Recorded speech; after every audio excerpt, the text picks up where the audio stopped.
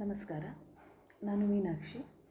ಇಂದು ನಾವು ಮಂಗಳೂರು ವಿಶ್ವವಿದ್ಯಾಲಯದ ಪ್ರಥಮ BA ಐಚ್ಛಿಕ ಕನ್ನಡವಾದ ಸಾಹಿತ್ಯ ಗಂಗೋತ್ರಿ ಎನ್ನುವ ಪಠ್ಯಪುಸ್ತಕದಲ್ಲಿನ ಗದ್ಯ ಭಾಗದಲ್ಲಿ ಹೇಮಕೂಟದಿಂದ ಬಂದ ಮೇಲೆ ಎನ್ನುವ ಮಾಸ್ತಿಯವರ ಬರೆಹವನ್ನು ನೋಡೋಣ.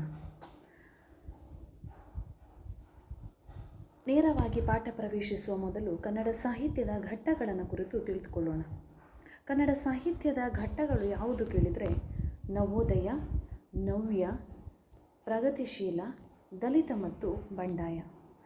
ನವೋದಯ ಸಾಹಿತ್ಯ ಮತ್ತು ನವ್ಯ ಸಾಹಿತ್ಯ ನಡುವಲ್ಲಿರುವ ಸಂಧಿಕಾಲವನ್ನು, ಅಂದರೆ ಅವೆರಡರ ಮಧ್ಯಭಾಗದಲ್ಲಿ ರಚನೆಯಾದಂತಹ ಸಾಹಿತ್ಯವನ್ನು ಪ್ರಗತಿಶೀಲ ಸಾಹಿತ್ಯ ಅಂತ ಕರಿತೇವೆ. ಕನ್ನಡ ಸಾಹಿತ್ಯದಲ್ಲಿ ಕ್ರಾಂತಿಯನ್ನು ಹುಟ್ಟಿಸಿದಂತಹ ಘಟ್ಟ ದಲಿತ ಬಂಡಾಯ ಘಟ್ಟ. ಹಾಗಿದ್ರೆ ಸದ್ಯಕ್ಕೆ ನಾವು ನವೋದಯ ಸಾಹಿತ್ಯದ ಲಕ್ಷಣಗಳನ್ನು ತಿಳಿದುಕೊಳ್ಳೋಣ. ಪ್ರಸ್ತುತ ಪಾಠಕ್ಕೂ ನವೋದಯ ಸಾಹಿತ್ಯಕ್ಕೂ ನೇರವಾದ ಸಂಬಂಧವಿರುವ ಕಾರಣ ನವೋದಯ ಸಾಹಿತ್ಯದ ಲಕ್ಷಣಗಳನ್ನು ತಿಳಿದುಕೊಳ್ಳೋಣ. ನವೋದಯ ಸಾಹಿತ್ಯದ ಲಕ್ಷಣವೆಂದರೆ ಭಾವುಕತೆ. ಈ ಸಾಹಿತ್ಯದಲ್ಲಿ ರಚಿತವಾದಂತಹ ಕವನವಿರ್ಬೋದು, ಕತೆ ಇರ್ಬೋದು, ಕಾದಂಬರಿ ಇರ್ಬೋದು, ಯಾವುದೇ ಇರ್ಬೋದು, ಅದರಲ್ಲಿ ಭಾವುಕತೆ, ಉತ್ಸಾಹ, ಭಾವ ತೀವ್ರತೆ, ಈ ಮೂರು ಭಾವನೆಗಳು, ಈ ಮೂರು ಲಕ್ಷಣಗಳನ್ನು ನಾವು ನೋಡ್ಬೋದು. ಆ ಸಾಹಿತ್ಯದಲ್ಲಿ ಉತ್ಸಾಹವೂ ವಿಪರೀತವಾಗಿರ್ತದೆ. ಉತ್ಸಾಹದಿಂದ ಕವಿತೆಯನ್ನು ರಚಿಸಿರ್ತಾರೆ, ಕಥೆಯನ್ನು ಬರೆದಿರ್ತಾರೆ. ಕಥೆಯ ಪ್ರತಿ ಹಂತದಲ್ಲೂ ಕೂಡ ಒಂದು ರೀತಿಯ ಉತ್ಸಾಹ ನಮ್ಮಲ್ಲೂ ಕೂಡ, ಓದುಗರಲ್ಲೂ ಸಹೃದಯನಲ್ಲೂ ಹುಟ್ಟುವಂತಿರ್ತದೆ. ಭಾವನೆಗಳನ್ನು ತೀವ್ರವಾಗಿ ವ್ಯಕ್ತಪಡಿಸ್ತಾರೆ. ಉದಾಹರಣೆಗೆ, ಭಾವನೆಯ ತೀವ್ರತೆಗೆ ಉದಾಹರಣೆ ದ.ರಾ ಬೇಂದ್ರೆಯವರು ರಚಿಸಿರುವಂತಹ ನೀ ಹಿಂಗ ನೋಡಬ್ಯಾಡ ನನ್ನ ಎನ್ನುವಂತಹ ಭಾವಗೀತೆ. ನವೋದಯ ಸಾಹಿತ್ಯದಲ್ಲಿ ಅತಿ ಹೆಚ್ಚು ರಚನೆಯಾದವೇ ಭಾವಗೀತೆಗಳು. ಬೇಂದ್ರೆಯವರು ತನ್ನ ಮಗನ ಶವವನ್ನು ಮುಂದಿಟ್ಟುಕೊಂಡು ಬರೆದಂತಹ ಕವಿತೆ ನೀ ಹಿಂಗ ನೋಡಬ್ಯಾಡ ನನ್ನ. ಕನ್ನಡ ಸಾಹಿತ್ಯ ಲೋಕದಲ್ಲಿ ಈ ಹಾಡನ್ನು ಕೇಳಿ ಈ ಭಾವಗೀತೆಯನ್ನು ಅನುಭವಿಸದ ಹಾಡುಗಾರರು ಅಥವಾ ಸಹೃದಯರು ಇರಲಿಕ್ಕಿಲ್ಲ. ಅಷ್ಟರ ಮಟ್ಟಿಗೆ ಭಾವ ತೀವ್ರತೆಯನ್ನು ಇಲ್ಲಿ ಕವಿ ವ್ಯಕ್ತಪಡಿಸ್ತಾನೆ. ನವೋದಯ ಸಾಹಿತ್ಯದಲ್ಲಿ ಪ್ರಮುಖವಾಗಿ ನಾವು BM ಶ್ರೀ, ಕುವೆಂಪು, ಬೇಂದ್ರೆ, KS ನರಸಿಂಹಸ್ವಾಮಿ, ಪೂತಿ ನರಸಿಂಹಾಚಾರ್ ಈ ಮೊದಲಾದ ಕವಿಗಳನ್ನು, ಸಾಹಿತಿಗಳನ್ನು ನೋಡ್ಬೋದು. ನವೋದಯ ಸಾಹಿತ್ಯಕ್ಕೆ ಉದಾಹರಣೆಯಾಗಿ BM ಶ್ರೀಯವರ ಕವಿತೆಯ ಭಾಗ ಮೊದಲು ತಾಯ ಹಾಲ ಕುಡಿದು ಲಲ್ಲೆಯಿಂದ ತೊದಲಿ ನುಡಿದು ಗೆಳೆಯರೊಡನೆ ಬೆಳೆದು ಬಂದ ಮಾತದಾವುದು. ಮಾತೃಭಾಷೆಯ ಕುರಿತು ಕವಿ ಹೇಳುವಂತಹ ಮಾತುಗಳು. ಮಾತೃಭಾಷೆ ಅನ್ನುವಂಥದ್ದು ನನ್ನ ತಾಯಿಯ ಹಾಲಿನ ಜೊತೆಯಲ್ಲಿ ತೊದಲು ನುಡಿ ಆಡಿದಂತಹ ಸಮಯದಲ್ಲಿ, ನನ್ನ ಗೆಳೆಯರೊಡನೆ ಆಟವಾಡಿದಂತಹ ಸಮಯದಲ್ಲಿ ನನ್ನ ಬಾಯಿಂದ ಹೊರಬಂದಂಥದ್ದು. ಮಾತೃಭಾಷೆಯ ಬಗ್ಗೆ ಇರುವಂತಹ ಉತ್ಕಟವಾದ ಅಭಿಮಾನವನ್ನು ಇಲ್ಲಿ ನಾವು ಭಾವ ತೀವ್ರತೆಯನ್ನು ಗಮನಿಸ್ಬೋದು. ಇನ್ನೊಂದು ಬೇಂದ್ರೆಯವರ ಗಂಗಾವತರಣ ಪದ್ಯದ ಭಾಗ. ಇಳಿದು ಬಾ ತಾಯಿ ಇಳಿದು ಬಾ, ಹರನ ಜಡೆಯಿಂದ ಹರಿಯ ಅಡಿಯಿಂದ ಋಷಿಯ ತೊಡೆಯಿಂದ ಇಳಿದು ಬಾ.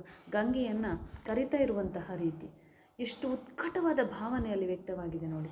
ಹರನ ಜಡೆಯಿಂದ ಹರಿಯ ಅಡಿಯಿಂದ ಋಷಿಯ ತೊಡೆಯಿಂದ ತಾಯಿ ನೀನು ಇಳಿದು ಬಾ ಎನ್ನುವುದಾಗಿ ಕವಿ ಗಂಗೆಯಲ್ಲಿ ಮನವಿಯನ್ನು ಮಾಡಿಕೊಳ್ತಾರೆ. ಹಾಗಿದ್ರೆ ಇಂದು ನಾವು ನೋಡಬೇಕಾಗಿರುವಂತಹ ಹೇಮಕೂಟದಿಂದ ಬಂದ ಮೇಲೆ ಈ ಗದ್ಯ ಭಾಗದ ಲೇಖಕರು ಯಾರು ಅಂತ ಕೇಳಿದರೆ ಮಾಸ್ತಿ ವೆಂಕಟೇಶ ಅಯ್ಯಂಗಾರ್. ಇವರೇ ಮಾಸ್ತಿ ವೆಂಕಟೇಶ ಅಯ್ಯಂಗಾರರು. ಕನ್ನಡದ ಆಸ್ತಿ ಎನ್ನುವುದಾಗಿ ಮಾಸ್ತಿಯವರನ್ನು ಕರೀತಾರೆ. ಇವರು ಮೈಸೂರು ಸಂಸ್ಥಾನದವರಿಂದ ರಾಜ್ಯ ಸೇವಾಸಕ್ತ ಎನ್ನುವ ಬಿರುದನ್ನು ಕೂಡ ಪಡೆದುಕೊಂಡಿದ್ದಾರೆ. ಇವರ ಕುರಿತು ಸಾಕ್ಷ್ಯಚಿತ್ರಗಳು ಪ್ರಕಟವಾಗಿವೆ. ಆ ಸಾಕ್ಷ್ಯಚಿತ್ರಗಳನ್ನು ನೋಡುವ ಆಸಕ್ತಿ ಇದ್ದಲ್ಲಿ ಈ ಲಿಂಕ್ ಮೂಲಕ ತಾವು ಬಿಡುವಿದ್ದಾಗ ನೋಡ್ಬೋದು. ಅಲ್ಲಿ ಮಾಸ್ತಿಯವರ ಬಗ್ಗೆ ಸಂಪೂರ್ಣವಾದ ವಿವರಣೆ ನಮಗೆ ಲಭ್ಯವಾಗ್ತದೆ. ಕೋಲಾರದ ಮಾಸ್ತಿಯಲ್ಲಿರುವಂತಹ ಮಾಸ್ತಿಯವರ ಮನೆ ಇರ್ಬೋದು, ಅವರು ನಡೆದಾಡಿದಂತಹ ಸ್ಥಳ, ಅವರ ಧ್ವನಿ ಎಲ್ಲವನ್ನು ಕೂಡ ಕೇಳೋದಕ್ಕೆ, ನೋಡೋದಕ್ಕೆ ಇಲ್ಲಿ ಅವಕಾಶ ಇದೆ. ಮಾಸ್ತಿಯವರ ಕಾವ್ಯನಾಮ ಶ್ರೀನಿವಾಸ. ಶ್ರೀನಿವಾಸ ಎನ್ನುವ ಕಾವ್ಯನಾಮದಿಂದ ಪ್ರಸಿದ್ಧರಾದಂತಹ ಕನ್ನಡದ ಜ್ಞಾನಪೀಠ ಪ್ರಶಸ್ತಿ ವಿಜೇತರಾದಂತಹ ಮಾಸ್ತಿಯವರು 1891ರಂದು ಕೋಲಾರ ಜಿಲ್ಲೆಯ ಮಾಸ್ತಿಯಲ್ಲಿ ಜನಿಸ್ತಾರೆ. ಇವರು ವೃತ್ತಿಯಿಂದ ಅಸಿಸ್ಟೆಂಟ್ ಕಮಿಷನರ್ ಆಗಿದ್ದರು. ಆಗಿನ ಕಾಲಕ್ಕೆ ಅಸಿಸ್ಟೆಂಟ್ ಕಮಿಷನರ್ ಹುದ್ದೆ ಅಂತಂದರೆ ಅದೊಂದು ಸಮಾಜದ ಅತ್ಯುನ್ನತ ಹುದ್ದೆ ಹಾಗೂ ಜವಾಬ್ದಾರಿಯುತ ಹುದ್ದೆ. ಅಂತಹ ಜವಾಬ್ದಾರಿಯುತ ಹುದ್ದೆಯಲ್ಲಿದ್ದೂ ಕೂಡ ಇವರು ಸಾಹಿತ್ಯ ಕ್ಷೇತ್ರಕ್ಕೆ ಕೊಟ್ಟ ಕೊಡುಗೆ ಗಣನೀಯ. ಯಾವ್ಯಾವ ಕೃತಿಗಳನ್ನು ಮಾಸ್ತಿಯವರು ರಚಿಸಿದ್ದಾರೆ ನೋಡೋಣ. ಚನ್ನಬಸವ ನಾಯಕ, ಚಿಕ್ಕವೀರ ರಾಜೇಂದ್ರ, ಸುಬ್ಬಣ್ಣ ಇವರು ರಚಿಸಿರುವ ಪ್ರಮುಖ ಕಾದಂಬರಿಗಳು. ಕಾಕನಕೋಟೆ, ಯಶೋಧರ, ಶಿವಛತ್ರಪತಿ ಮಹತ್ವವಾದಂತಹ ನಾಟಕಗಳು. ಹೀಗೆ ವೃತ್ತಿಯಲ್ಲಿ ಬಿಡುವಿಲ್ಲದಿದ್ದರೂ ಕೂಡ ಬಿಡುವಿನ ವೇಳೆಯಲ್ಲಿ ಕನ್ನಡ ಸಾಹಿತ್ಯ ಲೋಕಕ್ಕೆ ಅಪಾರವಾದ ಕೊಡುಗೆ ಕೊಟ್ಟಂತಹ ಕೀರ್ತಿ ಮಾಸ್ತಿಯವರಿಗೆ ಸಲ್ತದೆ. ಈಗ ನಾವು ಪಾಠವನ್ನು ಪ್ರವೇಶಿಸೋಣ. ಪಾಠ ಪ್ರವೇಶಕ್ಕೂ ಮೊದಲು ಪಾಠದ ಹಿನ್ನೆಲೆಯನ್ನು ಸ್ವಲ್ಪ ನೋಡೋಣ. ಹೇಮಕೂಟದಿಂದ ಬಂದ ಮೇಲೆ ಎನ್ನುವ ಹೆಸರನ್ನು ಕೇಳಿದ ತಕ್ಷಣ ನಮಗನಿಸುವಂಥದ್ದು ಇದೊಂದು ಪ್ರವಾಸ ಕಥನ ಇರಬಹುದೇನೋ ಎನ್ನುವುದು. ಪ್ರಶ್ನೆಯಾಗಿಯೇ ಉಳಿಯುವುದಿಲ್ಲ. ಹೇಮಕೂಟದಿಂದ ಬಂದ ಮೇಲೆ ಮಾಸ್ತಿಯವರು ಬರೆದ ಪ್ರವಾಸ ಕಥನವಲ್ಲ, ಇದೊಂದು ಪುರಾಣ ಕಥೆ. ಕಾಳಿದಾಸ ಬರೆದಿರುವಂತಹ ಪ್ರಸಿದ್ಧ ಕೃತಿ ಅಭಿಜ್ಞಾನ ಶಾಕುಂತಲದಲ್ಲಿ ದುಷ್ಯಂತ ಶಕುಂತಲೆಯರು ಶಾಪಮುಕ್ತರಾಗಿ ಒಂದಾಗುವುದರೊಂದಿಗೆ ಕತೆ ಮುಗಿದು ಹೋಗ್ತದೆ. ಅಲ್ಲಿಗೆ ಅಭಿಜ್ಞಾನ ಶಾಕುಂತಲದ ಕತೆ ಮುಗಿತದೆ. ಮುಂದೆ ದುಷ್ಯಂತ ಶಕುಂತಲೆ ಏನಾದಳು, ಹಿಂದಿರುಗಿ ಶಕುಂತಲೆ ತನ್ನ ತವರಿಗೆ ಬರ್ತಾಳಾ, ಕಣ್ವ ಮುನಿಯ ಆಶ್ರಮಕ್ಕೆ ಬರ್ತಾಳಾ ಎನ್ನುವುದಕ್ಕೆ ಉತ್ತರವಾಗಿ ಆ ಹಿನ್ನೆಲೆಯನ್ನು ಇಟ್ಕೊಂಡು, ಶಕುಂತಲೆಯ ಮುಂದಿನ ಜೀವನದ ಹಿನ್ನೆಲೆಯನ್ನು ಇಟ್ಕೊಂಡು ಮಾಸ್ತಿಯವರು ಹೇಮಕೂಟದಿಂದ ಬಂದ ಮೇಲೆ ಎನ್ನುವ ಗದ್ಯ ಭಾಗವನ್ನು ಬರೆದಿದ್ದಾರೆ. ಶಕುಂತಲೆ ಕಣ್ವರ ಸಾಕು ಮಗಳು. ಶಕುಂತ ಎನ್ನುವ ಪಕ್ಷಿಗಳ ಉಪಚಾರದಲ್ಲಿದ್ದ ಕಾರಣ ಕಣ್ವರು ಅವಳಿಗೆ ಶಕುಂತಲೆ ಎನ್ನುವುದಾಗಿ ಕರೀತಾರೆ. ವಿಶ್ವಾಮಿತ್ರನ ತಪಸ್ಸನ್ನು ಭಂಗಪಡಿಸಲು ಮೇನಕೆ ಎನ್ನುವ ಅಪ್ಸರೆ ಭೂಮಿಗಿಳಿದು ಬರ್ತಾಳೆ. ವಿಶ್ವಾಮಿತ್ರ ಮೇನಕೆಯರ ಮಗಳೇ ಈ ಶಕುಂತಲೆ. ಜನಿಸಿದ ತಕ್ಷಣ ಮೇನಕೆ ಮಗುವನ್ನು ಬಿಟ್ಟು ದೇವಲೋಕಕ್ಕೆ ಹೊರಡ್ತಾಳೆ. ವಿಶ್ವಾಮಿತ್ರರು ತಮ್ಮ ತಪಸ್ಸಿನ ಮುಂದುವರೆದ ಭಾಗವಾಗಿ ತಪಸ್ಸಿಗೆ ತೆರಳುತ್ತಾರೆ. ಆಗ ಅನಾಥವಾಗಿರುವಂತಹ ಶಿಶುವನ್ನು ಶಕುಂತ ಪಕ್ಷಗಳು ಕಾಪಾಡ್ತವೆ. ಕಾಡಿನಲ್ಲಿ ಆ ದಾರಿಯಲ್ಲಿ ಬಂದಂತಹ ಕಣ್ಣು ಮುನಿಗಳು ಇವಳನ್ನು ಕರೆದುಕೊಂಡು ಹೋಗಿ ಸಾಕ್ತಾರೆ. ಹಾಗಾಗಿ ಕಣ್ವರ ಸಾಕು ಮಗಳು ಶಕುಂತಲೆ. ಅಲ್ಲಿ ಅರಮನೆ ಆ ಆಶ್ರಮದಲ್ಲಿರುವಂತಹ ಗೌತಮಿ ದೇವಿ ಎನ್ನುವ ಅಜ್ಜಿಯ ಕೈ ಗೊಂಬೆಯಾಗಿ ಶಕುಂತಲೆ ಬೆಳೀತಾಳೆ. ಇವಳೊಡನೆಯೇ ಬೆಳೆದಂತಹ ಸಖಿಯರು ಕೂಡ ಅಲ್ಲಿ ಶಕುಂತಲೆಯನ್ನು ತುಂಬ ಪ್ರೀತಿಸ್ತಾರೆ. ಮುಂದೆ ದುಷ್ಯಂತ ಬೇಟೆಗಾಗಿ ಬರ್ತಾನೆ. ಶಕುಂತಲೆಯ ಪರಿಚಯವಾಗ್ತದೆ. ದುಷ್ಯಂತ ಶಕುಂತಲೆಯರು ಗಾಂಧರ್ವ ವಿವಾಹವಾಗ್ತಾರೆ. ನಂತರ ದುಷ್ಯಂತ ಉಂಗುರವನ್ನು ಕೊಟ್ಟು, ನೀನು ಅರಮನೆಗೆ ಬಂದು ಈ ಉಂಗುರವನ್ನು ನೀಡಿದರೆ ನನಗೆ ನಿನ್ನೊಡನೆ ಕಳೆದ ಘಟನೆಗಳು ನೆನಪಾಗ್ತವೆ ಅಂತ ಹೇಳಿ ಹೋಗ್ತಾನೆ. ನಂತರ ಶಕುಂತಲ ಗರ್ಭವತಿಯಾದಾಗ ಕಣ್ವರು ತನ್ನ ಅರಮನೆಯ ಸನ್ಯಾಸಿಗಳೊಡನೆ ಶಕುಂತಲೆಯನ್ನು ದುಷ್ಯಂತನ ಅರಮನೆಗೆ ಕಳುಹಿಸಿಕೊಡ್ತಾರೆ. ನದಿ ದಾಟುವ ಸಂದರ್ಭದಲ್ಲಿ ಶಕುಂತಲೆಯ ಕೈಬೆರಳಿನಿಂದ ಆ ಉಂಗುರ ಬಿದ್ದು ಹೋಗ್ತದೆ. ಬಿದ್ದು ಹೋದಂಥ ಆ ಉಂಗುರದಿಂದ ದುಷ್ಯಂತನಿಗೆ ಶಕುಂತಲೆಯ ನೆನಪು ಹೊರಟೋಗ್ತದೆ. ಆಶ್ರಮವಾಸಿಗಳೊಡನೆ ದುಷ್ಯಂತನ ಅರಮನೆಗೆ ಬಂದಾಗ ಶಕುಂತಲೆ ಅಪಾರವಾದ ಅವಮಾನವನ್ನು ಎದುರಿಸ್ತಾಳೆ. ಅವಳನ್ನು ಅಲ್ಲಿಯೇ ಬಿಟ್ಟು ಆಶ್ರಮವಾಸಿಗಳು ಹಿಂದಿರುಗಿ ಆಶ್ರಮಕ್ಕೆ ಬರ್ತಾರೆ. ನಂತರ ನಡೆದಿರುವಂತಹ ಎಲ್ಲ ಘಟನೆಗಳನ್ನು ಇಟ್ಟುಕೊಂಡು ಈ ಗದ್ಯ ಭಾಗವನ್ನು ಲೇಖಕರು ಬರೀತಾರೆ. ನೇರವಾಗಿ ಗದ್ಯವನ್ನು ಪ್ರವೇಶಿಸೋಣ. ಮಾಲಿನಿ ನದಿ ತೀರದಲ್ಲಿ ಕಣ್ವ ಋಷಿಗಳ ಆಶ್ರಮವಿದೆ. ಆ ಆಶ್ರಮದ ದಾರಿಯಲ್ಲಿ ಇಬ್ಬರು ಹೆಣ್ಣು ಮಕ್ಕಳು ಮಾತನಾಡಿಕೊಂಡು ಹೋಗ್ತಾ ಇರ್ತಾರೆ. ಏನು ಮಾತನಾಡಿಕೊಂಡು ಹೋಗ್ತಾ ಇರ್ತಾರೆ ಅಂತಂದರೆ, ಇವತ್ತು ಬರಬೇಕಿತ್ತು, ಇಷ್ಟೊತ್ತಿಗೆ ಬರಬೇಕಿತ್ತಲ್ಲ, ಯಾಕೆ ಇನ್ನೂ ಬಂದಿಲ್ಲ, ನಾಳೆ ಬರ್ತಾಳೋ ಏನು, ದಾರಿಯಲ್ಲೇನಾದರೂ ತೊಂದರೆಯಾಯಿತೋ ಏನು, ಹೀಗೆ ಇರುವರು ಹೆಣ್ಣು ಮಕ್ಕಳು ಮಾತನಾಡ್ಕೊಂಡು ಹೋಗ್ತಾರೆ. ಅಲ್ಲಿ ಅವರಿಬ್ಬರು ಇದನ್ನು ಕೂಡ ಹೇಳ್ಕೊಂಡು ಹೋಗ್ತಾರೆ. ಏನು ಅಂತ ಹೇಳಿದರೆ, ಶಕುಂತಲೆ ನನ್ನ ಕನಸಿನಲ್ಲಿ ಬಂದಿದ್ಲು, ಶಕುಂತಲೆಯೂ ಕೂಡ ನಮ್ಮನ್ನು ನೆನಪು ಮಾಡ್ತಾಳೋ ಏನು, ಶಕುಂತಲೆಯನ್ನು ನೋಡಬೇಕು ಎನ್ನುವ ಉತ್ಕಟ ಬಯಕೆ ಆಗ್ತಾ ಇದೆ. ಹೀಗೆ ಏನೇನೋ ಮಾತನಾಡಿಕೊಂಡು ಹೋಗ್ತಾ ಇರ್ತಾರೆ. ಆಗ ಲೇಖಕರು ನಮಗೆ ಅವರ ಪರಿಚಯವನ್ನು ಮಾಡಿಕೊಡ್ತಾರೆ. ಅಲ್ಲಿ ಮಾತನಾಡಿರುವಂಥ ಇಬ್ಬರು ಹೆಣ್ಣು ಮಕ್ಕಳು, ಮೊದಲು ಮಾತನಾಡಿದವಳು ಅನಸೂಯೆಯಾಗಿರ್ತಾಳೆ, ಇನ್ನೊಬ್ಬಳು ಪ್ರಿಯಂವದೆ. ಇವರಿರುವರು ಇಂದು ಆಶ್ರಮಕ್ಕೆ ಹಿಂದಿರುಗ್ತಾ ಇರುವಂತಹ 7 ವರ್ಷಗಳ ನಂತರ ಆಶ್ರಮಕ್ಕೆ ಹಿಂದಿರುಗ್ತಾ ಇರುವಂತಹ ಶಕುಂತಲೆಯ ಬಗ್ಗೆ ಮಾತನಾಡಿಕೊಳ್ತಾರೆ. ಶಕುಂತಲೆಯ ದಾರಿಯನ್ನು ಇವರು ಕಾಯ್ತಾ ಇದ್ದಾರೆ. ಈಗ ಆಕೆ ಆಶ್ರಮವಾಸಿ ಶಕುಂತಲೆಯಲ್ಲ, ದುಷ್ಯಂತನ ಪತ್ನಿ ರಾಣಿ.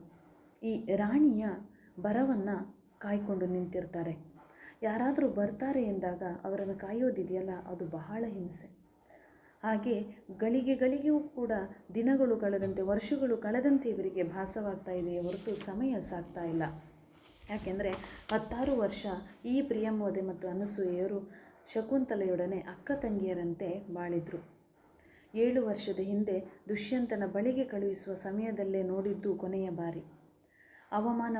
ಅರಮನೆಯಲ್ಲಿ ದುಷ್ಯಂತನಿಂದ ಅವಮಾನವಾದಂತಹ ಸಂದರ್ಭದಲ್ಲಿ ಶಾರ್ಂಗರವ ಮತ್ತು ಶಾರದ್ವತರಿಬ್ಬರು ಅರಮನೆಯಲ್ಲೇ ಶಕುಂತಲೆಯನ್ನು ಬಿಟ್ಟು ಹಿಂದಕ್ಕೆ ಬಂದಿದ್ದರು. ಆ ನಂತರ ಶಕುಂತಲೆಯ ಸುದ್ದಿ ತಿಳಿದಿರಲಿಲ್ಲ. ಗೌತಮಿ ದೇವಿ ಒಂದು ದಿನ ಋಷಿಯನ್ನು ಕೇಳ್ತಾಳೆ, ಮಗು ಸುಖವಾಗಿದ್ದಾಳ, ನಾವಾದರೂ ಹೋಗಿ ನೋಡ್ಕೊಂಡು ಬರ್ಬೋದಿತ್ತೇನು ಅಂದಾಗ ಕಣ್ವ ಮುನಿಗಳು ಹೇಳ್ತಾರೆ, ಬೇಕಿಲ್ಲ, ಇಲ್ಲಿ ಗಣಗಳ ಅನಿಷ್ಟವಿದೆ, ಈ ಸಂದರ್ಭ ಈ ಸಮಯ ಕಳೆದು ಹೋಗಬೇಕು, ಕಳೆದು ಹೋದ ಮೇಲೆ ಶಕುಂತಲೆಯ ಜೀವನದಲ್ಲಿ ಎಲ್ಲವೂ ಸರಿಯಾಗ್ತದೆ, ಅಲ್ಲಿಯ ತನಕ ನಾವು ಕಾಯಬೇಕು ಎನ್ನುವುದಾಗಿ ಸಲಹೆಯನ್ನು ನೀಡ್ತಾರೆ. ಮುಂದೆ ಕಣ್ವರ ಜೊತೆ ಶಕುಂತಲೆಯ ವಿಷಯವನ್ನು ಚರ್ಚಿಸೋದಕ್ಕೆ ಆಶ್ರಮವಾಸಿಗಳಿಗೂ ಧೈರ್ಯ ಇರಲಿಲ್ಲ, ತಾವಾಗಿಯೇ ಕಣ್ವರು ಅದನ್ನು ಹೇಳ್ತಾನೂ ಇರಲಿಲ್ಲ. ಒಂದು ದಿನ ಒಬ್ಬ ರಾಜಪುರುಷ ಆಶ್ರಮಕ್ಕೆ ಬರ್ತಾನೆ.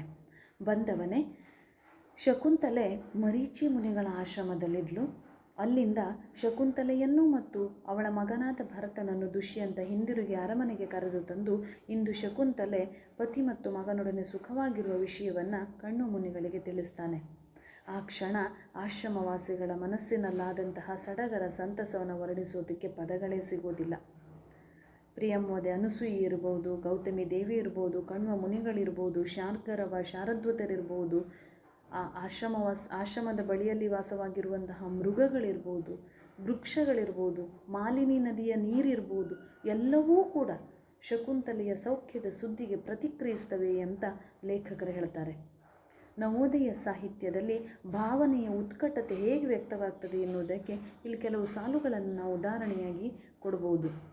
ಸಾತ್ವಿಕರ ಬಳಿಯ ಮೃಗಗಳು ಇನ್ನೊಂದು ಜೀವದ ನೋವು ನುಲುವಿನ ಸುಳುವನ್ನು ಸಹಜವಾಗಿ ಅರಿಯುತ್ತವೆ ಅಂತ. ಅಂದರೆ ಆಶ್ರಮವಾಸಿಗಳ ಬಳಿಯಲ್ಲಿರುವ ಮೃಗಗಳೂ ಕೂಡ ಇನ್ನೊಬ್ಬರ ನೋವು ನಲಿವಿಗೆ ಸ್ಪಂದಿಸ್ತವೆ ಅಂತ ಹೇಳ್ತಾರೆ. ಮುಂದುವರೆದು ಅಲ್ಲಿ ವೃಕ್ಷಗಳು ಹೇಗೆ ಪ್ರತಿಕ್ರಿಯಿಸ್ತವೆ ಅಂತ. ಆಶ್ರಮದಲ್ಲಿ ಬೆಳೆದು ಋಷಿಗಳೊಡೆ ವೃದ್ಧವಾಗಿ ಅವರ ತಪಸ್ಸಿನ ಪ್ರಭಾವದಲ್ಲಿ ಭಾಗಿಗಳಾದುವೆಂಬಂಥ ವೃಕ್ಷಗಳು ಅಂದು ಸಂಪ್ರದಾಯದ ಗಾಂಭೀರ್ಯದೊಡನೆ ಹೊಸದೊಂದು ಉಲ್ಲಾಸವನ್ನು ಸೂಚಿಸುವ ಮೃದುವಾದ ಶಬ್ದವನ್ನು ಮಾಡಿದವು. ಅಂದರೆ ವೃಕ್ಷಗಳೂ ಕೂಡ ಶಕುಂತಲೆಯ ಸೌಖ್ಯಕ್ಕೆ ಪ್ರತಿಕ್ರಿಯಿಸ್ತವೆ ಎನ್ನುವಲ್ಲಿ ನವೋದಯ ಸಾಹಿತ್ಯದ ಪ್ರಮುಖ ಲಕ್ಷಣವಾದಂತಹ ಭಾವನೆಯ ಉತ್ಕಟತೆಯನ್ನು ನಾವು ನೋಡಬಹುದು.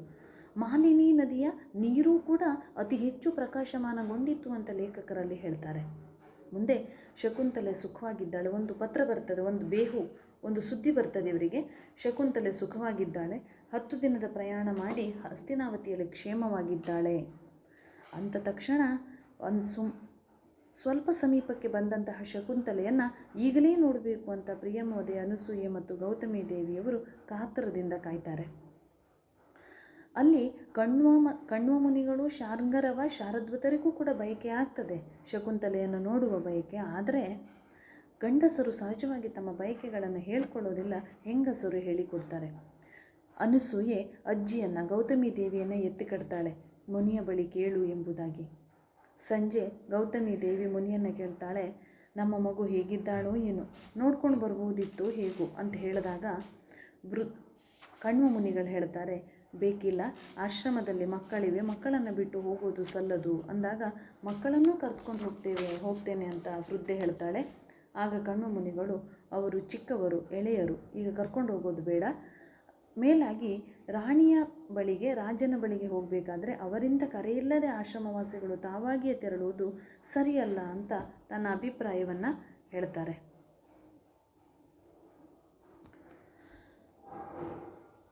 ಕಣ್ವರ ಈ ಮಾತುಗಳನ್ನು ಕೇಳಿದಂತಹ ಗೌತಮಿ ದೇವಿಗಿರ್ಬೋದು, ಅನಸೂಯೆಗಿರ್ಬೋದು, ಪ್ರಿಯಮ್ಮೋದೆಗಿರ್ಬೋದು ಇನ್ನಷ್ಟು ಬಯಕೆ ಜಾಸ್ತಿ ಆಗ್ತಾ ಹೋಗ್ತದೆ, ಹೆಚ್ಚುತ್ತಾ ಹೋಗ್ತದೆ, ಶಕುಂತಲೆಯನ್ನು ಈಗಲೇ ನೋಡಬೇಕು ಎನ್ನುವುದಾಗಿ. ಅಲ್ಲಿ ಮಧ್ಯದಲ್ಲಿ ಸ್ವಲ್ಪ ಹಿನ್ನೆಲೆಯ ಕಥೆಯನ್ನು ಕೊಡ್ತಾ ಕಥೆಯನ್ನು ಮುಂದುವರಿಸ್ಕೊಂಡು ಹೋಗ್ತಾರೆ ಲೇಖಕರು. ಒಂದು ದಿನ ಇವರೆಲ್ಲರೂ ಶಕುಂತಲೆ 7 ವರ್ಷಗಳಾದರೂ ಶಕುಂತಲೆಯ ಸುದ್ದಿ ಇಲ್ವಲ್ಲ ಎಂದು ಚಿಂತೆ ಮಾಡ್ತಿರ್ಬೇಕಾದ್ರೆ ಒಂದು ದಿನ ಶಕುಂತಲೆಯ ಕಡೆಯಿಂದ ರಾಜಪುರುಷ ಬಂದು ಹೋದ ಮೇಲೆ ಶಕುಂತಲೆಯ ಕಡೆಯಿಂದ ಬಾಗಿನಗಳು ಬರ್ತವೆ. ಆ ಆಶ್ರಮದಲ್ಲಿರುವಂತಹ ಎಲ್ಲ ಹಿರಿಯರಿಗೆ, ಕಿರಿಯರಿಗೆ, ಜಿಂಕೆಗೆ, ಹಸುವಿಗೆ, ಅಲ್ಲಿರುವಂತಹ ಆಲದ ಮರಕ್ಕೆ, ಮಲ್ಲಿಗೆ ಗಿಡಕ್ಕೆ ಎಲ್ಲದಕ್ಕೂ ಕೂಡ ಶಕುಂತಲೆ ಬಾಗಿನವನ್ನು ಕಳುಹಿಸ್ತಾಳೆ. 3 ದಿನ ಬಿಟ್ಟು ಆಶ್ರಮಕ್ಕೆ ಬರ್ತೇನೆ ಎನ್ನುವ ಸುದ್ದಿಯನ್ನು ಕಳುಹಿಸಿಕೊಡ್ತಾಳೆ. ಈ ಸುದ್ದಿಯನ್ನು ಕೇಳಿಯೇ ಆಶ್ರಮದಲ್ಲಿ ಸಂಚಲನ ಉಂಟಾದದ್ದು. 3 ದಿನ ಕಳೆದು ಬರುವ ಶಕುಂತಲೆಯ ದಾರಿಯನ್ನು ಕಾಯ್ತಾ ಇದ್ದದ್ದು. ಪ್ರಿಯಮ್ಮೋದೆ, ಅನಸೂಯೆಯರು ಆಶ್ರಮದ ಬಾಗಿಲ ಬಳಿ ಬರುವಷ್ಟೊತ್ತಿಗೆ ತಡವಾಗ್ತದೆ, ದಾರಿಯಲ್ಲಿಯೇ ನಾವು ಶಕುಂತಲೆಯನ್ನು ಮಾತನಾಡಿಸೋಣ ಅಂತ ಆಶ್ರಮದಿಂದ ಹೊರಟು ಶಕುಂತಲೆ ಬರುವ ದಾರಿಯಲ್ಲಿ ನಡೆದು ಹೊರಟದ್ದು. ಈ ಎಲ್ಲ ಬದಲಾವಣೆಗೆ ಕಾರಣ ಶಕುಂತಲೆಯ ಈ ಸಂದೇಶ. 3 ದಿನ ಬಿಟ್ಟು ತಾನು ಆಶ್ರಮಕ್ಕೆ ಬರ್ತೇನೆ ಅಂತ ಹೇಳಿ ಕಳಿಸ್ತಾಳೆ. ಎಲ್ಲರೂ ಕೂಡ ಕಾಯ್ಕೊಂಡಿರ್ತಾರೆ. ಆದರೆ 3 ದಿನ ಕಳೆದು ಅಂದರೆ ನಿನ್ನೆ ಬರಬೇಕಾಗಿತ್ತು, ಇನ್ನೂ ಬಂದಿಲ್ವಲ್ಲ, ಯಾಕಿರ್ಬೋದು ಅಂತ ಚಿಂತೆ ಮಾಡ್ತಿರ್ಬೇಕಾದ್ರೆ ಮತ್ತೊಂದು ಸುದ್ದಿಯನ್ನು ರಾಣಿ ಕಳುಹಿಸ್ತಾಳೆ. ಬರ್ತಾ ಇದ್ದೇನೆ, ಇನ್ನೊಂದು ದಿನ, ಮಾರನೆಯ ದಿನ, ಇಂದು ಬರಲಾಗುವುದಿಲ್ಲ, ಮಾರನೆಯ ದಿನ ಆಶ್ರಮವನ್ನು ಸೇರ್ತೇನೆ ಎನ್ನುವ ಸುದ್ದಿಯನ್ನು ಶಕುಂತಲೆ ಕಳುಹಿಸ್ತಾಳೆ. ನಂತರ ಸಖಿಯರಿಗೂ ಗೌತಮಿ ದೇವಿಗೂ ಆಸೆ ಹೆಚ್ಚುತ್ತಾ ಹೋಗ್ತದೆ ಶಕುಂತಲೆಯನ್ನು ನೋಡಲಿಕ್ಕೆ. ಹಾಗೆ ಶಕುಂತಲೆಗೂ ಕೂಡ ಮಾಲಿನಿ ತೀರದ ತಾನು ಬೆಳೆದಿರುವಂತಹ ಕಣ್ಣು ಮುನಿಗಳ ಆಶ್ರಮವನ್ನು ನೋಡಬೇಕು ಎನ್ನುವ ಬಯಕೆಯೂ ಕೂಡ ಹೆಚ್ಚುತ್ತದೆ. ಹೇಮಕೂಟದಲ್ಲಿ, ಈ ಕಥೆಯ ಹೆಸರು ಹೇಮಕೂಟದಿಂದ ಬಂದ ಮೇಲೆ. ಯಾಕೆ ಹೇಮಕೂಟ ಎನ್ನುವುದನ್ನು ಲೇಖಕರು ಬಳಸ್ತಾರೆ ಅಂತ ಕೇಳಿದರೆ, ಮರೀಚಿ ಋಷಿಯ ಆಶ್ರಮದಲ್ಲಿ ಶಕುಂತಲೆ ಇದ್ದದ್ದು ಹೇಮಕೂಟ ಎನ್ನುವ ಸ್ಥಳದಲ್ಲಿ. ಹೇಮಕೂಟದಿಂದ ಹಿಂದಿರುಗಿ ಗಂಡನಿಂದ ತಿರಸ್ಕೃತಳಾಗಿ ಹೇಮಕೂಟದಲ್ಲಿ ಇರುವಂತಹ ಪ್ರಸಂಗ ಶಕುಂತಲೆಗೆ ಬರ್ತದೆ. ಹೇಮಕೂಟದಿಂದ ಹಿಂದಿರುಗಿ ಬಂದ ಮೇಲೆ 18 ವರ್ಷದ ತರುಣಿ 35 ವರ್ಷದ ಹೆಂಗಸಿನಂತೆ ಭಾಸವಾಗ್ತಾಳೆ. ಜೀವನದ ಜವಾಬ್ದಾರಿ, ಆದಂತಹ ಅವಮಾನ, ಜೀವನದಲ್ಲಿ ಅನುಭವಿಸಿದಂತಹ ಎಲ್ಲ ಕಷ್ಟ ಸುಖಗಳು ಶಕುಂತಲೆಯನ್ನು ಹಿಂಡಿ ಹಿಪ್ಪೆಯಾಗಿಸಿರ್ತದೆ. ಮಗನನ್ನು ಕರೆದುಕೊಂಡು ದುಷ್ಯಂತನೊಂದಿಗೆ ಅರಮನೆಗೆ ಬಂದರೂ ಕೂಡ ತಾನು ರಾಣಿ ಎನ್ನುವ ಅಭಿಮಾನ ಕೂಡ ಅವಳಲ್ಲಿ ತೋರೋದಿಲ್ಲ. ಒಂದು ಸ್ಥಿತಿ, ಒಂದು ಹಂತ ಮೀರಿದ ನಂತರ ಮನುಷ್ಯ ತನ್ನ ಉತ್ಸಾಹವನ್ನೇ ಕಳೆದುಕೊಂಡುಬಿಡ್ತಾನೆ. ಅವನು ಬಯಸಿದ್ದೇ ಅವನಿಗೆ ದೊರೆತರೂ ಕೂಡ ಅದರಲ್ಲಿ ಅವನಿಗೆ ಯಾವುದೇ ರುಚಿ ಅನಿಸೋದಿಲ್ಲ ಅನ್ನೋದನ್ನು ಲೇಖಕರಲ್ಲಿ ನಮಗೆ ತಿಳಿಸ್ತಾರೆ. ಅವಳಿಗೆ ದುಷ್ಯಂತನೊಡನೆ ಅರಮನೆಗೆ ಹಿಂದಿರುಗಿ ಬಂದಾಗ ಒಂದು ವಿಷಯದಲ್ಲಿ ಸಮಾಧಾನವಾಗ್ತದೆ. ನನ್ನ ತಂದೆಗೆ, ನನ್ನ ಅಜ್ಜಿಗೆ ಮತ್ತು ಆಶ್ರಮವಾಸಿಗಳಿಗೆ ನಾನು ದುಷ್ಯಂತನೊಡನೆ ಸೇರಿರುವ ವಿಷಯ ಸಂತಸ ತರ್ತದೆ. ಇದಿಷ್ಟೇ ಅವಳ ಮನಸ್ಸಿನಲ್ಲಿ ಹುಟ್ಟಿದಂತಹ ಸಮಾಧಾನ. ಅವಳು ಊರಿಗೆ ಬಂದವಳೆ, ದುಷ್ಯಂತನ ಬಳಿಗೆ ಬಂದವಳೆ ಮೌನವಾಗುವುದಿಲ್ಲ. ತನ್ನ ಪತಿಯ ಬಳಿ ಕೇಳ್ತಾಳೆ, ಹೋಗಿ ನಾನು ತಂದೆಯನ್ನು ನೋಡಲಿಕ್ಕೆ ಮಾಲಿನಿ ನದಿ ತೀರಕ್ಕೆ ಹೋಗಿ ಬರ್ತೇನೆ. ತಂದೆಯಾದ ಕಣ್ವ ಮುನಿಗಳನ್ನು, ಅಜ್ಜಿ ಗೌತಮಿ ದೇವಿಯನ್ನು, ಸಖಿಯರಾದ ಪ್ರಿಯಂವದೆ ಅನಸೂಯೆಯರನ್ನು ಭೇಟಿಯಾಗಿ ಬರ್ತೇನೆ ಅಂತ ಗಂಡನನ್ನು ಕೇಳ್ತಾಳೆ. ಯಾಕೆಂದರೆ ಮಾಲಿನಿ ನದಿ ತೀರದ ಕಣ್ವ ಮುನಿಯ ಆಶ್ರಮವನ್ನು ನೋಡುವಂತಹ ಅವಳ ಬಯಕೆ ಅವಳ ಮಿತಿ ಮೀರಿ ಹೋಗಿರ್ತದೆ. ಆದರೆ ದುಷ್ಯಂತ ಅವಳಿಗೆ ಹೇಳ್ತಾನೆ, ನೋಡು, ನಾನು ನಿನ್ನನ್ನು ಹೋಗಬೇಡ ಅಂತ ತಡಿತಾ ಇಲ್ಲ, ಆದರೆ ಈಗ ಅಲ್ಲಿಗೆ ನಾನು ಬರೋದಿಲ್ಲ, ನೀನು ಮಾತ್ರ ಹೋಗಿ ಬಾ. ಯಾಕೆಂದರೆ ಕಣ್ವ ಮುನಿಗಳು ಏನು ಹೇಳಿ ಕಳಿಸಿದ್ರು ಅನ್ನೋದನ್ನು ನೀನು ನೆನಪಿನಲ್ಲಿ ಇಟ್ಕೋ. ಏನು ಹೇಳಿದರು ಅಂತ ನೆನಪಿನಲ್ಲಿ ಇಟ್ಕೊಂಡು, ಕಣ್ವ ಮುನಿಗಳು ಏನು ಹೇಳಿ ಕಳಿಸಿದ್ರು, ಯಾವಾಗ ಆಶ್ರಮಕ್ಕೆ ಹಿಂದಿರುಗಿ ಬರಬೇಕು ಅಂತ ಹೇಳಿದರು ಅನ್ನೋದನ್ನು ನೆನಪಿಸಿಕೊ ಅಂತ ದುಷ್ಯಂತ ಶಕುಂತಲೆ ಹೇಳ್ತಾನೆ. ಆಗ ಶಕುಂತಲೆ ಹೇಳ್ತಾಳೆ, ಕಣ್ವರು ಆ ಸಂದರ್ಭದಲ್ಲಿ ಏನು ಹೇಳಿದರು ಅಂದರೆ, ನಿನ್ನ ಮಗನಿಗೆ ಪಟ್ಟ ಕಟ್ಟಿ ನಿನ್ನ ಯಜಮಾನನೊಂದಿಗೆ ಹಿಂದಿರುಗಿ ಬಾ ಅಂತ ಹೇಳಿದರು. ಅಂದರೆ ಅದರ ಅರ್ಥ, ಮಗ ಯುವರಾಜನಾದ ನಂತರ, ಮಗನಿಗೆ ಪಟ್ಟ ಕಟ್ಟಿ ಅಂದರೆ ಮಗ ಯುವರಾಜನಾದ ನಂತರ ನನ್ನೊಡನೆ ನನ್ನ ಬಳಿಗೆ ಬಾ, ಪುನಃ ಹಿಂದಿರುಗಿ ಆಶ್ರಮಕ್ಕೆ ಬಾ ಎನ್ನುವುದಾಗಿ ಹೇಳಿದರೆ ಹೊರತು ಅದರ ಮಧ್ಯದಲ್ಲಿ ಬರಬೇಡ ಅಂತ ಹೇಳಲಿಲ್ಲ ಅಂತ ಶಕುಂತಲೆ ಸಮಾಧಾನ ಪಡಿಸೋದಕ್ಕೆ ಪ್ರಯತ್ನಿಸ್ತಾಳೆ. ಆದರೆ ದುಷ್ಯಂತ ಯಾವುದೇ ಕಾರಣಕ್ಕೂ ಒಪ್ಪೋದಿಲ್ಲ. ನೀನು ಬೇಕಿದ್ರೆ ಹೋಗಿ ಮಾತನಾಡಿಸಿಕೊಂಡು ಬಾ, ನಾನು ಬರೋದಿಲ್ಲ ಅಂತ ಹೇಳ್ತಾನೆ. ಸರಿ, ಹೊರಡೋದಕ್ಕೆ ಒಂದು ದಿನ ನಿಶ್ಚಯವಾಗ್ತದೆ. ದುಷ್ಯಂತನಿಗೆ ಹಿರಿ ರಾಣಿಯೊಬ್ಬಳಿರ್ತಾಳೆ. ಅವಳ ಹೆಸರು ಹಂಸಪದಿಕೆ. ಹಂಸಪದಿಕೆಯ ಬಳಿ ತೆರಳಲು ಅನುಮತಿಯನ್ನು ಕೇಳುವುದರ ಸಲುವಾಗಿ ಶಕುಂತಲೆ ಹಂಸಪದಿಕೆಯ ಅರಮನೆಗೆ ಬರ್ತಾಳೆ. ಶಕುಂತಲೆಯನ್ನು ದುಷ್ಯಂತ ಕರೆದುಕೊಂಡು ಬಂದಾಗ ಈ ಹಂಸಪದಿಕೆಗೆ ಭಯವಾಗಿರ್ತದೆ. ಯಾಕೆಂದರೆ ಶಕುಂತಲೆಯ ಮಗನಾದ ಭರತ ಈ ನಾಡಿನ ಮುಂದಿನ ದೊರೆಯ ಪತ್ನಿಯಾದ ಅವಳು ಹಿರಿಪತ್ನಿಯಾದರೂ ಕೂಡ ನನ್ನನ್ನು ತುಂಬ ನಿಕೃಷ್ಟವಾಗಿ ನಡೆಸಿಕೊಳ್ಳಬಹುದು ಎನ್ನುವ ಅನುಮಾನ ಹಂಸಪದಿಕೆಗಿತ್ತು. ಆದರೆ ಶಕುಂತಲೆ ಅರಮನೆಗೆ ಬಂದವಳೆ ಹಂಸಪದಿಕೆಯ ಬಳಿ ನಾನು ನಿನ್ನ ನೆರಳಾಗಿರ್ತೇನೆ ಅಂತ ಹೇಳಿದಾಗ ಹಂಸಪದಿಕೆಗೆ ಸಂತೋಷವಾಗ್ತದೆ. ಈಗ ಹಂಸಪದಿಕೆಯ ಬಳಿ ಹೋಗಿ ಆಶ್ರಮಕ್ಕೆ ಹೋಗಲಿಕ್ಕೆ ಅನುಮತಿಯನ್ನು ಕೇಳ್ತಾಳೆ. ಕೇಳಿದಾಗ ಹಂಸಪದಿಕೆ ಶಕುಂತಲೆಯ ಬಾಯಿಯಿಂದ ಆಶ್ರಮದ ವರ್ಣನೆಯನ್ನು ಕೇಳಿ ತಾನೂ ಕೂಡ ಜೊತೆಯಲ್ಲಿಯೇ ಬರ್ತೇನೆ ಎನ್ನುವ ಬಯಕೆಯನ್ನು ವ್ಯಕ್ತಪಡಿಸ್ತಾಳೆ. ಹಂಸಪದಿಕೆಯನ್ನೂ ಕೂಡ ಕರೆದುಕೊಂಡು ಮಗ ಭರತನನ್ನು ಕರೆದುಕೊಂಡು ಶಕುಂತಲೆ ಕಣ್ವ ಮುನಿಗಳ ಆಶ್ರಮದೆಡೆಗೆ ಪ್ರಯಾಣವನ್ನು ಬೆಳೆಸ್ತಾಳೆ. ಮುಂದೆ ಶಕುಂತಲೆ ಅಲ್ಲಿಗೆ ಸೇರುವ ಭಾಗವನ್ನು ನಾವು ಮುಂದಿನ ತರಗತಿಯಲ್ಲಿ